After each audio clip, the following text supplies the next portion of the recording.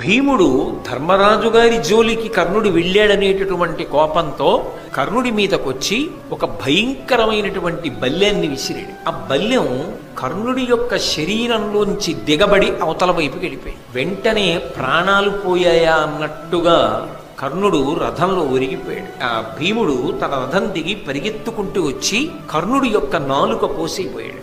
ఎందుకని అంటే ఈ నాలుకతోటి ఈ నోటితోటి ఒకానొకప్పుడు కురుసభలో మాట్లాడకూడని మాటలు మాట్లాడాడు. కాబట్టి వీడి నాలుక ఉండడానికి వీల్లేదు, వీడి నాలుక కోసేస్తానని నాలుక పైకి లాగి కొయ్యబోయాడు. వెంటనే శల్యుడు జోక్యం చేసుకుని ఒక మాట చెప్పాడు, నువ్వు నాలుక కోసేస్తే చచ్చిపోతాడు, చచ్చిపోలేదు బతికున్నాడు, ఇంకా స్పృహ తప్పాడు. ఇప్పుడు నువ్వు నాలుక కోస్తే చచ్చిపోతాడు, చనిపోయాడు అనుకో, నీ తమ్ముడు ప్రతిజ్ఞ చేశాడు అర్జునుడు కర్ణుణ్ణి చంపుతానని. అప్పుడు అర్జునుడి ప్రతిజ్ఞ ఏమవ్వాలి?